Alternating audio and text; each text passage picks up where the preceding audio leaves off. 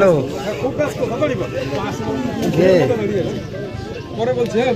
এই তো ভাঙড়ে সবাই একটু মোবাইল রাজ্যের সর্দার আমাদের বিধানসভা রাজ্জাক খান আমাদের বিধানসভা কমিটির সদস্য, আমাদের স্ট্রং লিডার।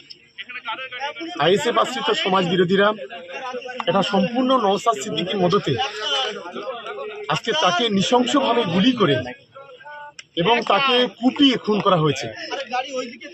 ও বিকাল থেকে আমাদের দুটো মিটিং অ্যাটেন্ড করেছে, মিটিং করে ও বাড়ি ফিরছিল।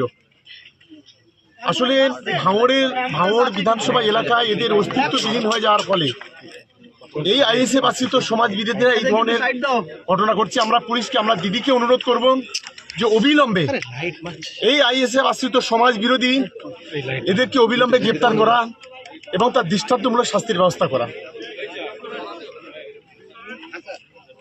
তৃণমূল কর্মী শওকত বিধায়ক যিনি আছেন, ওনার ঘনিষ্ঠ তৃণমূল কর্মীকে গুলি করে খুন করা হয়েছে এবং তিনি ঘটনাস্থলে গিয়ে বলেছেন যে আইএসএফ দুষ্কৃতী যারা তারা এই কাণ্ড ঘটিয়েছে এবং সরাসরি আপনার নাম উল্লেখ করে বলেছেন যে আপনার মদতে এই ধরনের ঘটনা ঘটেছে। কি বলবেন?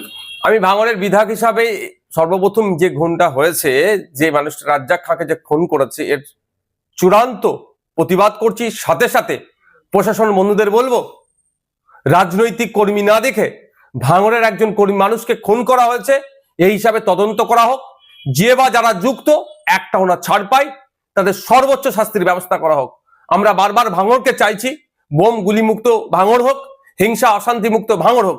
দুর্ভাগ্য আমাদের, ভাঙড় ডিভিশন করার পরেও ভাঙড়ের মানুষকে এই ধরনের খুন হতে হচ্ছে দুষ্কৃতীদের দ্বারা। এখন শওকত মোল্লা সাহেব রাজনীতি করছেন, তিনি আইএসএফ কে আমাদেরকে দেখে দেওয়ার চেষ্টা করছে। কিন্তু শওকত সাহেবের যদি আমরা প্রিভিয়াস রেকর্ড দেখি, সেই রাজ্জাক সর্দার থেকে শুরু করে মানিক পাইক থেকে শুরু করে বিভিন্ন সময় আমরা দেখেছি খুন করেছে তাদের দলের লোকেরা, তারাই যুক্ত থেকে অন্যদেরকে, তাদের দলের প্রথম সারির নেতাদেরকে সাইড করেছে। সেই জাহাঙ্গীর খান চৌধুরী থেকে শুরু করে এই ধরনের অনেক আছে। এটা শওকত মোল্লা সাহেবের প্রিভিয়াস রেকর্ড। এখন এই খুনটার কারণ কি হতে পারে? আমি সকালে কয়েকটা ফুটেজ দেখছিলাম পরিবারের লোকজনের, তারা কেউ দাবি করছে ওই দিন 3 জন ছিল, যখন তাকে খুন করা হয় 2 জন তাকে ছেড়ে চলে গিয়েছে। এখন একটা সন্দেহ থেকে যাচ্ছে। সাথে সাথে আজকে আর একটা ভিডিও ফুটেজ দেখলাম, পরিবারের লোকজন সরাসরি বলছে এটা গোষ্ঠীদ্বন্দ্বের শিকার হয়েছে।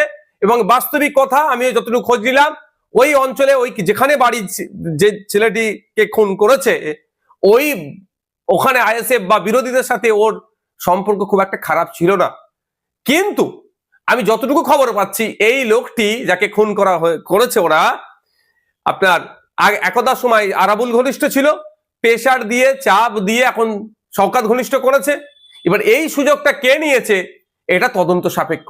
একাধিক ইকুয়েশন উঠে আসছে এই খুনের রহস্যের পিছনে, তবে সবটাই সমাধান করতে পারবে প্রশাসন, ইনভেস্টিগেশন অফিসার। আমি আশা করব নিরপেক্ষতা বজায় রেখে এটা তদন্ত হোক। আর সাথে সাথে এটাও বলে রাখছি, পরিবারের সাথে আমি যোগাযোগ করার চেষ্টা করছি, পরিবারের সমর্থন নেব। পরিবার যদি চাই সিবিআই ইনভেস্টিগেশন হোক, পরিবারের হয়ে প্রয়োজনে আমি মামলা করব সিবিআই ইনভেস্টিগেশন করার জন্য। কারণ আমি একজন বিধায়ক এখানে ভাঙড়ের, সেটা আমার বড় পরিচয়। কোন দলের নেতা, কোন দলের চেয়ারম্যান, তার থেকে বড় পরিচয় ভাঙড়ের আমি বিধায়ক। ভাঙড়ের মানুষ খুন হয়েছে, ভাঙড়ের মানুষকে যারা খুন করেছে তাদেরকে আমি শান্তির ঘুম ঘুমোতে দেব না।